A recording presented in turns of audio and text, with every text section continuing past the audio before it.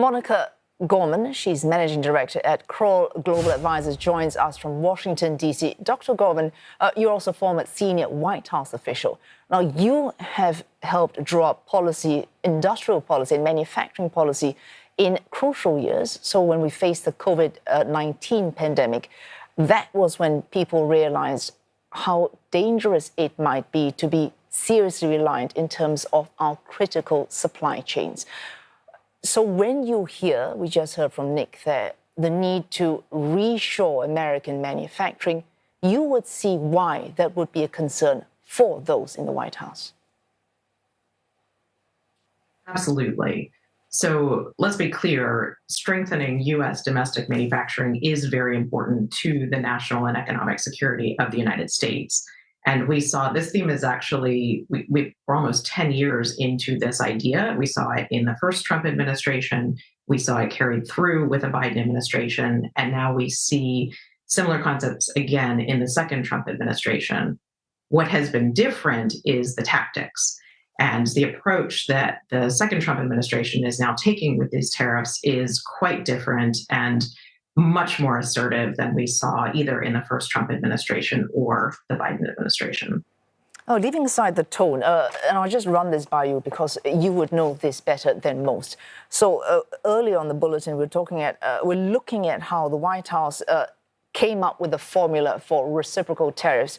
So essentially, it's just dividing the U.S. trade deficit with any one country by that country's exports to the United States. Now, given how complex tariffs are as an economic tool and the almost incalculable, the wideness of their possible impact on anything, certainly supply chains, for you, this formula, does this come as surprising?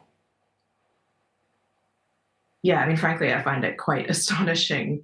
It's a very simple formula, but there is so much more to trade policy than just a country's trading deficit.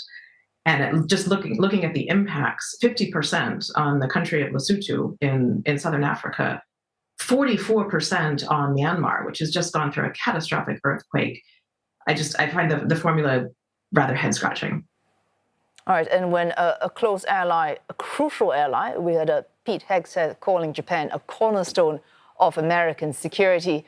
Japan is getting a tariff higher than Iran. What does that tell us about American priorities on economic security? Well, I think that's one of the challenges of this particular formula. It's a very simple formula based on trade deficits, but it clearly does not take into account America's foreign policy priorities. And so again, taking the case of Japan, this is likely to inflict significant economic harm in Japan and in other countries facing these significant tariffs. And it doesn't appear that those foreign policy calculations have influenced the formula that was used here. It is likely that this approach to tariffs, if these stay around for any length of time, is really going to shake some of the foundations of trust with America's most trusted partners. So it is going to be interesting to watch to see how long these tariffs stay. Is there room for negotiation? We know President Trump is a deal maker. He likes to negotiate. So I suspect there will be room for negotiation here. But it is going to be very important to watch that, just given how significant many of these tariff rates are on America's close partners.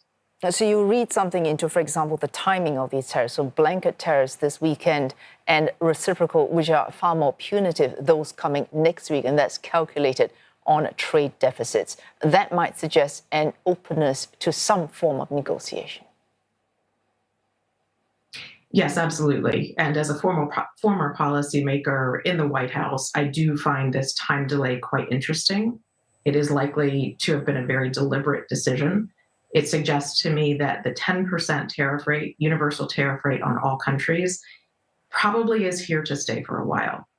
But the fact that there is a delay in these reciprocal tariff rates to next week, to the 9th of April, suggests that there may be room for negotiation.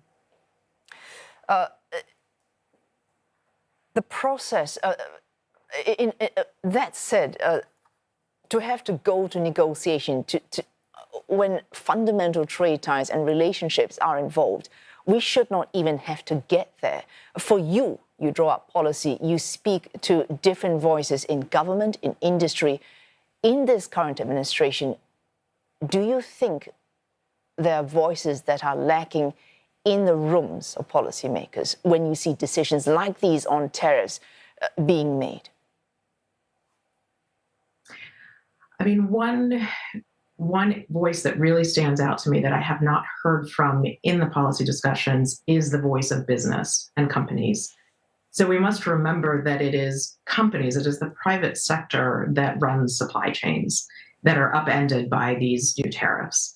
There has not been a formal process for business and for companies to consult with the administration to provide insights into how these tariffs will upend supply chains.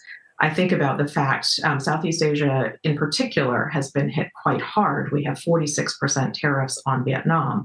We have 49% on Cambodia. We have tariffs in the 30% range for Indonesia. A majority of the world's athletic footwear comes from Vietnam and from Indonesia. This is going to be significant for that industry. But it is not clear that companies have had the ability to provide those insights to policymakers. And I can say, as a former policymaker myself, also someone who spent almost 20 years working in industry, it is not possible for policymakers to anticipate what all of the impacts will be across a multitude of industries, from aerospace to agriculture to electronics. And so having those voices of business is crucial. But I don't think we have seen that yet. That will be a space to watch, to see as these tariffs take effect, if the administration is going to invite more voices in the private sector to provide insights into how these tariffs will actually impact global supply chains. Well, thanks so much for joining us, Dr. Monica Gorman, Managing Director at Kroll Global Advisors and former advisor to former US President Joe Biden.